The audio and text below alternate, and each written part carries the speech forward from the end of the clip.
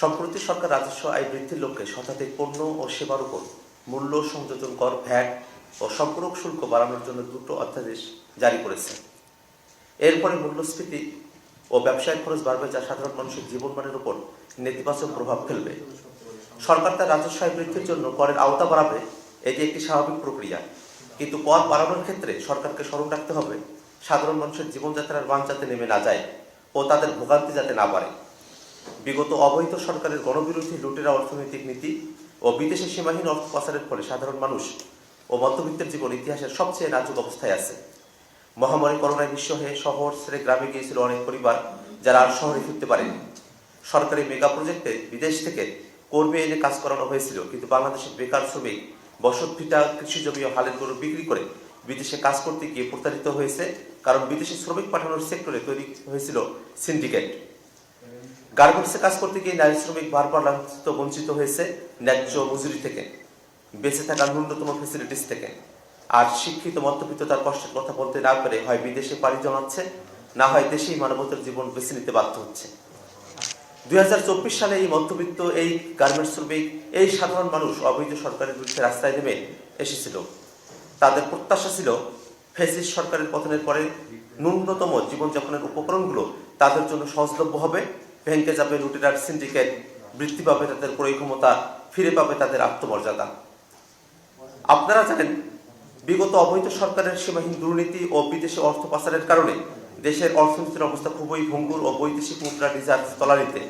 এই অবস্থায় বিগত অবৈধ সরকার আন্তর্জাতিক অর্থ তহবিলের IMF এর কাছ থেকে $4.7 বিলিয়ন ঋণ সহায়তা গ্রহণ করার সিদ্ধান্ত নিয়েছিল। আপনারা জানেন, যে কোনো দেশের জন্য IMF এর লোন হলো লোন প্রাপ্তির সর্বশেষ আশ্রয়।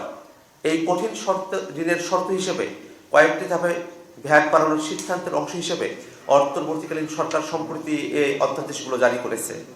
কিন্তু গণঅভ্যুত্থানের মাধ্যমে সৃষ্ট সরকারের কাছে আমাদের প্রশ্ন, অবৈধ সরকারের ঋণের এই শর্ত বর্তমান সরকার পুনর্বিবেচনার জন্য IMF-কে আহ্বান জানিয়েছে কি, তা আমাদের কাছে স্পষ্ট নয়।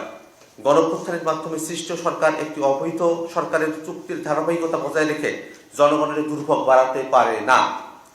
পাশাপাশি আপনারা অবগত আছেন, বাণিজ্য মন্ত্রণালয়ের অধীনে যে প্রতিষ্ঠান TCB, trading corporation of Bangladesh, তারা গরিব জনগণ যাতে ভর্তুকি মূল্যে নিত্য প্রয়োজনীয় উপকরণ কিনতে পারে তার জন্য ট্রাকে করে বিক্রয় করে। এটি একটি অবমাননাকর প্রক্রিয়া। আমরা দেখেছি এই দেশের নাগরিক কিভাবে ট্রাকের পিছনে 5 টাকা 10 টাকা কমে চাল, ডাল, তেল, চিনি কেনার জন্য ঘন্টার পর ঘন্টা লাইনে দাঁড়িয়ে থাকে। এই ধরনের প্রান্তিক মানুষদের রাষ্ট্রের কাছ থেকে ন্যূনতম যে অধিকার, তাও ট্রাক সেল বন্ধ করার ঘোষণার মাধ্যমে কেড়ে নেওয়া হয়েছে। আমরা কল্পনা করতে পারি না জনগণের প্রতি কতটা দায়হীন অনুভব করলে সরকার এমন সিদ্ধান্ত নিতে পারে। এমন অবস্থায় আমরা সরকারের কাছে স্পষ্টভাবে দাবি জানাই, অবিলম্বে ভ্যাট ও সম্পূরক শুল্ক অধ্যাদেশ প্রত্যাহার করতে হবে ও TCB ট্রাক সেল এই মুহূর্তে চালু করতে হবে। অর্থনীতির পুনরুদ্ধারে বিকল্প হিসেবে আমাদের প্রস্তাব, সরকার এক্ষেত্রে প্রত্যক্ষ করের আওতা বাড়াতে পারে, যা সরাসরি সাধারণ মানুষের জীবনমানের ক্ষতি করবে না। আমরা জানি প্রত্যক্ষ কর বাড়ানো সরকারের জন্য চ্যালেঞ্জিং, কিন্তু গণঅভ্যুত্থানের মাধ্যমে প্রতিষ্ঠিত সরকারকে অবশ্যই সেই চ্যালেঞ্জ গ্রহণ করতে হবে।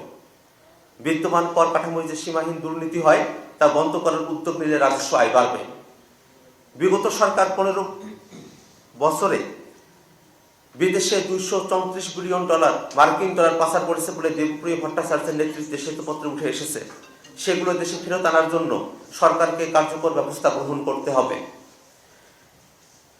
বিগত 15 বছরে দেশের ব্যাংকগুলোকে দেউলিয়া করে 92,000 কোটি টাকা লুপাট হয়েছে ও খেলাপি ঋণ বেড়ে দাঁড়িয়েছে 2 লাখ কোটি টাকার বেশি। এগুলো আদায়ের উদ্যোগ নিতে হবে। আমরা সরকারকে আহ্বান জানাবো, দেশে বিদ্যমান অর্থঋণ আদালত 2003 সরকারকে দ্রুত ট্রাইব্যুনাল করার যাবতীয় আইনি সুযোগ দিয়েছে। সরকার এই সুযোগ ব্যবহার করে দ্রুত একটি ট্রাইব্যুনাল গঠন করে খেলাপি অর্থ আদায় ও অনাদায়ে তাদের সম্পত্তি ক্রম করতে পারে।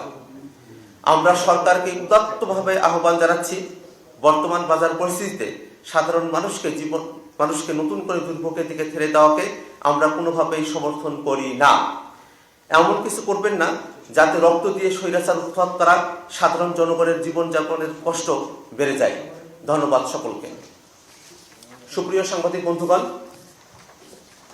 আপনারা জেনে থাকবেন IMF এর ঋণের বোঝা টানতে গিয়ে অন্তর্বর্তীকালীন সরকার প্রায় শতাধিক পণ্য এবং সেবার উপরে তারা নতুন করে মূল্য সংযোজন কর, ভ্যাট এবং শুল্ক বাড়িয়েছে।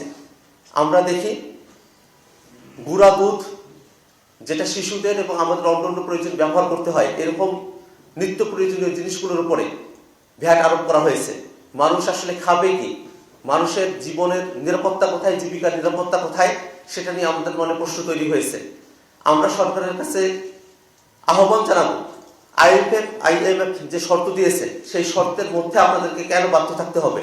অন্তর্বর্তীকালীন সরকার, অভ্যুত্থানের সরকার, তাদেরকে অবশ্যই IMF এর সাথে যে চুক্তি আছে সেই চুক্তি পুনর্বিবেচনার উদ্যোগ নিতে হবে। একই সাথে সারা দেশে এই কর বাড়ানোর ভিতর দিয়ে মুদ্রাস্ফীতিও বাড়বে, মূল্যস্ফীতিও বাড়বে, যা আমাদের জীবনমানকে দুর্বিষহ করে তুলবে।